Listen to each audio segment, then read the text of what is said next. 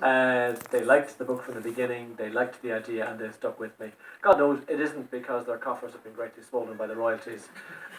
Publishing in this country is a small business, but they have been really wonderful to work with, and I do appreciate it. They're a wonderful imprint, and I can say nothing more encouraging than to people, if you are looking for books for Christmas, get on the website, look up New Ireland, or pick up the brochure. Some wonderful titles available for Christmas.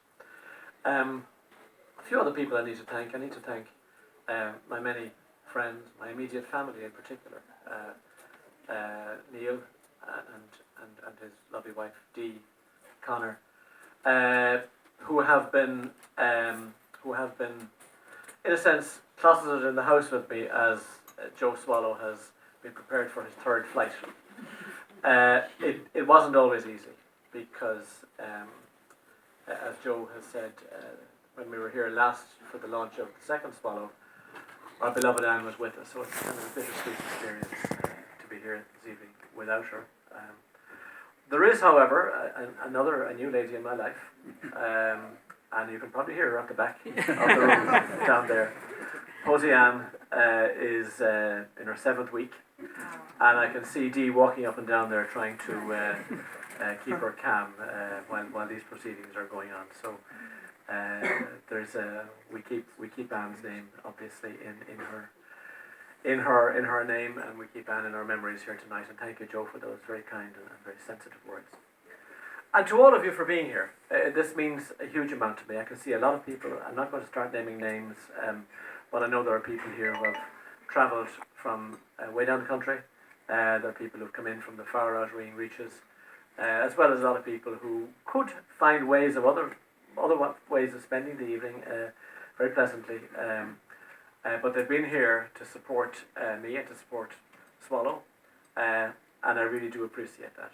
And to each and every one of you, I want to say a very sincere thank you. I hope you will enjoy the book. Joe has moved on in this book, as Joe Mullholland has said. He's got the stripe. He's got promotion to inspector. He's made a decent woman out of Maria. But tragedy lurks. I should say no more.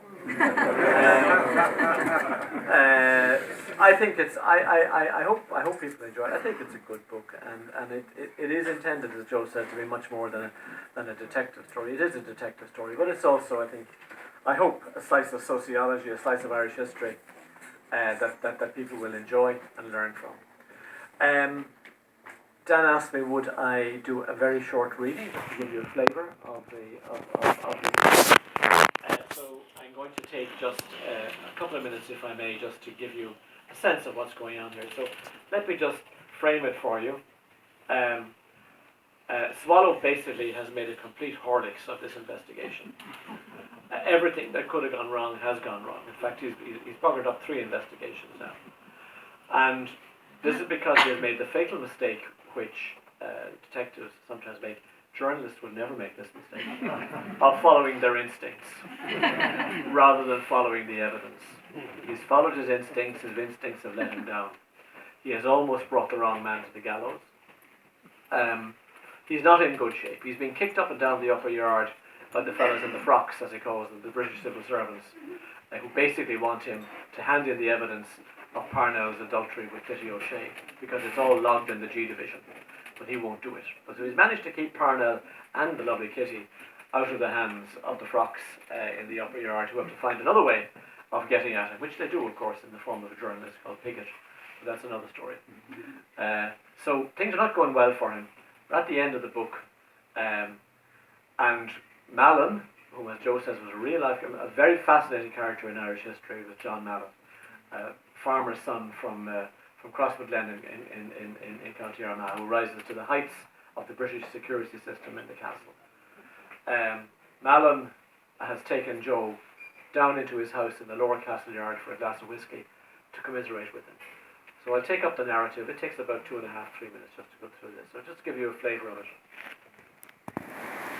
Thus, conscience doth make cowards of us all, said Mallon. He filled a third of Swallow's tumbler from a newly opened bottle of Tullamore. He pushed the water jug across the desk. That's Shakespeare, you know. Hamlet. He'd have made a great detective, Shakespeare. Great insight into the criminal mind. It's all about conscience, that Hamlet fella. That's what makes people admit, conscience.